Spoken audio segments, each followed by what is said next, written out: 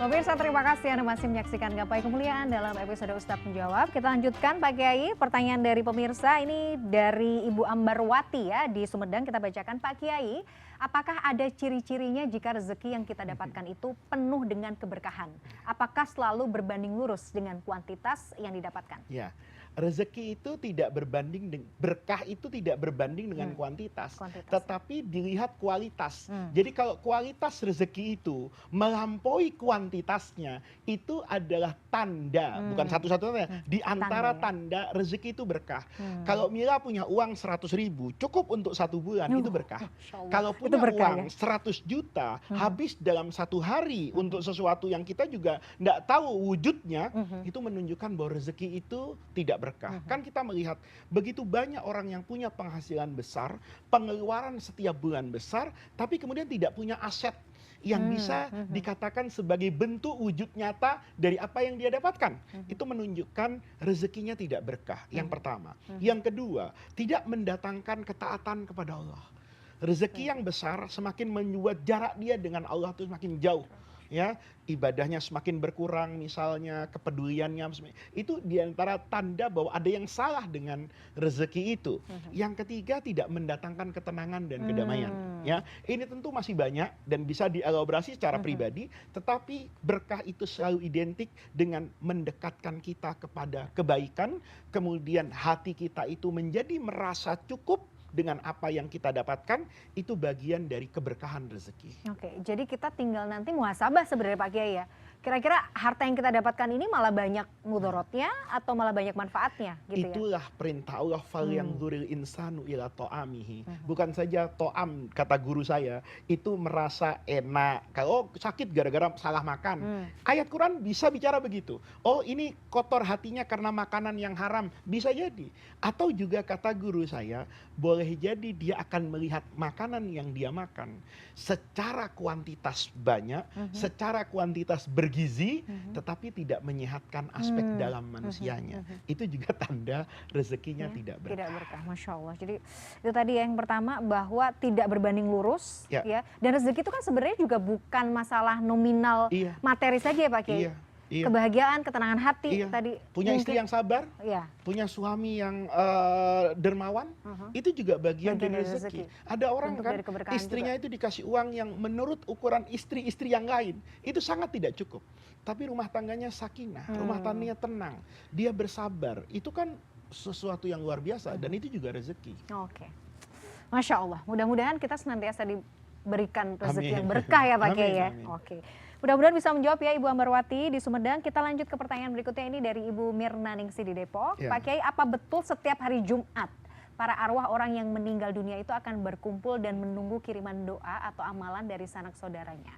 Sebenarnya apa yang paling diinginkan sih dari para arwah yang mungkin sudah mendahului kita ini? Terhadap kita yang masih hidup. Ini banyak cabang-cabangnya nih. Kalau dikatakan berkumpul, benar. Ini ada hadisnya. Bahwa arwah itu berkumpul dengan arwah. Sesama arwah ya. Sesama arwah. Tentu mereka akan bercerita kan akan kenikmatan yang Allah berikan di dalam surga. Dan ini hanya berlaku buat arwah yang mendapatkan kenikmatan dari Allah. Nauzubillah, sementara arwah yang dia disiksa oleh Allah, dia tidak punya kesempatan untuk itu. Karena dia sudah disibukkan dengan azab kubur tadi itu. Nah, itu yang pertama. Yang kedua, ada orang yang bertanya, apakah ruh itu pulang rumah kalau hari Jumat misalnya? Kalau melihat bacaan hadis, saya belum menemukan. Tetapi begitu banyak ulama yang mengatakan bahwa hari Jumat itu hari yang istimewa. Karena keistimewaannya, ruh ini ada yang mendatangi itu kan tidak harus berjalan. Ini karena alamnya beda nih. Ini alam arwah, kita alam jasad. Bisa jadi mendatangi itu Allah perlihatkan kondisi rumahnya. Kan begitu. Oh, ini rumahmu, lihat anakmu hari ini tuh meneruskan tradisi baikmu. Maka dia akan mendapatkan kenikmatan di atas kenikmatan. Sudah dia nikmat melihat yang ditinggalkan kayak gitu, kan bercampur kenikmatan itu. Mila punya uang yang banyak, nikmat. Tapi kalau ngelihat misalnya keluarga itu tidak berkecukupan, maka juga kehilangan kenikmatan walaupun sedang ada dalam kenikmatan. Kan logikanya begitu. Nah, ini kalau dari aspek hadis yang sahih saya belum mendapatkan. Tapi saya percaya dengan guru-guru saya. Saya biasa ngaji di pesantren itu namanya I'anatul Thalibin. Itu dijelaskan dalam kitab I'anah ada. Ada teman-teman yang mungkin pernah belajar di Saudi, itu Imam Ibnul Qayyim Al-Jauziyah, muridnya Ibnu Taimiyah itu punya kitab namanya kitab Ar-Ruh. Itu juga bercerita hal yang sama. Intinya ketika saya tanya kepada guru saya, itu adalah motivasi agar kita anak keturunannya selalu berbuat baik untuk kebahagiaan arwah orang-orang tua kita yang sudah meninggalkan kita. Nah, ini pada dua. Yang ketiga tadi soal doa. Iya. Memang yang paling ditunggu oleh orang yang sudah meninggal apa, Mila? Iya, surat doa, tanah? Enggak lah. Pasti surah-surah Al-Quran yang pahalanya disampaikan itu. Itu benar sekali. Dulu guru saya itu bercerita. Waktu kita ngaji Ihya itu, kata guru saya begini, Mila. Ada ruh itu yang di akhirat, itu perilakunya seperti pengemis di dunia. Saya tanya, guru apa pengemis di dunia itu? Kamu lihat Faiz katanya. Kalau hari selain Jumat, itu di masjid biasanya nggak ada pengemis. Tapi kalau hari Jumat, itu pengemisnya banyak. Nah, ada nanti arwah itu yang perilakunya seperti pengemis. Kenapa? Karena dia tidak pernah mendapatkan kiriman doa dari keluarganya dan handai tolannya. Nanti Jumatan, itu kan ada doa yang bersifat general untuk semua orang. Ketika khutbah kedua mau selesai itu, khotibnya kan bilang, Allahumma ghfir lil muslimin wal muslimat wal mu'minin wal mu'minat al ahya'i minhum, yang hidup wal amwat dan mati. Alhamdulillah akhirnya saya ada yang mendoakan. Sedih banget. Sementara ada yang satu itu nggak kemana-mana, kata guru saya. Loh, ngapain dia? Ya dia kan orang kaya. Jadi orangnya bilang, saya mau mendekati masjid supaya saya ikut dapat doa misalnya. Ya kata yang satu, enggak lah.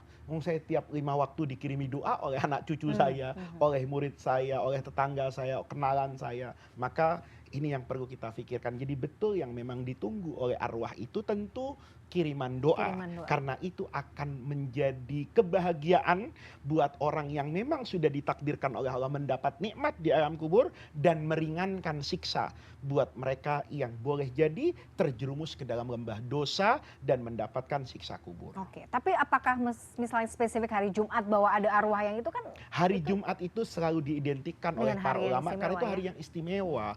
Pahala bisa banyak, penuh keberkahan, itu makanya memiliki keistimewaan. Oke, Pak Kiai, kalau misalnya ada mungkin keluarga saudara kita yang sudah meninggal gitu, kita dimimpikan gitu. Iya. Sebenarnya kita itu kan gimana ya Pak Kiai? Iya. Kita meyakininya seperti apa? Iya, itu tadi kan saya katakan belum tentu juga dalam agama itu adalah ruhnya. Bisa jadi juga ada jin yang baik. Tapi mungkin juga menyampaikan kepada ruhnya dia. Itu datang bisa jadi ya Pak Kiai? Iya, bisa jadi orang tadi menunggu doa. Bisa jadi, kan kita cerita tadi, jin kan ada yang baik, yang melihat alam yang berbeda. Mungkin dia tahu ini nggak pernah dikirimi doa, maka kemudian kita kirimkan itu sebagai bagian dari doa. Bertemu dengan orang yang sudah meninggal itu kan kalau dalam ilmu yang berbeda ya, bukan ilmu fikih yang saya tekuni, itu kan punya makna yang luar biasa. Bertemu dengan ulama yang sudah meninggal, itu mungkin kita akan diangkat derajatnya atau apapun. Tapi bisa juga itu menjadi isyarat. Ya, karena Sayyidina Bilal itu juga pernah bermimpi bertemu Rasulullah. Jadi Bilal itu setelah Rasulullah wafat itu pindah dia menyebarkan Islam. Satu. Yang kedua, dia tidak tahan. Karena dulu dia selalu adzan dan bertemu dengan Rasulullah. Kan selalu hayya 'alas shalah, dia nengok kanan tuh. Nanti kalau udah hayya 'alal falah, nengok ke kiri kan rumah Nabi. Nabinya keluar. Sekarang Nabi nggak ada. Bilal sedih. Pergilah dia ke Damaskus, ke Asyam. Lama Bilal tidak pernah datang ke Madinah. Maka dikatakan dalam mimpi itu, tentu tidak semua orang sependapat dengan riwayat ini, tapi buat saya yang belajar ilmu tasawuf itu diceritakan oleh imam-imam yang saya bisa percaya kredibilitas mereka. Nabi itu mengatakan, kenapa kok sedingin ini kamu dengan saya? Lima hadhil jafwah ya Bilal. Maka Bilal itu tersentak.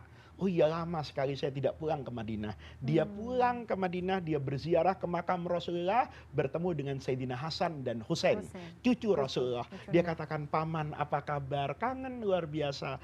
Ya Bilal melihat ini cucu Rasulullah, ya tentu Rasulullah dia sayangi, anak keturunannya dia sayangi.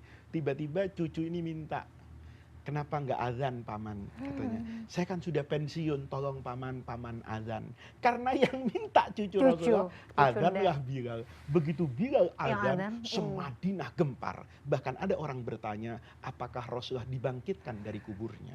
Itu karena seperti, jadi yang seperti ini Mila ya, itu dalam tradisi hazanah keilmuan Islam, itu terbuka. Hanya nanti bagaimana cara kita memaknai ini secara benar, atau kemudian menyalahgunakan untuk kepentingan tertentu. Jadi kalau mimpi kayak gitu boleh diamalkan, tetapi tidak kemudian misalnya Mila karena terafiliasi dengan calon bupati, gubernur tertentu, terus Mila bilang, Pak Faiz, saya semalam mimpi ketemu Imam gitu Ghazali. Kata Imam Ghazali, Mila pilih si A. Nah itu tidak boleh kalau itu memang untuk kepentingan yang tidak-tidak. Baik Pak Kiai, menarik sekali. Kita harus jeda dulu, nanti kita akan lanjutkan. Ada pertanyaan yang juga masih perlu dijawab. Pemirsa jangan kemana-mana, Gapai Kemuliaan masih akan kembali sesaat lagi.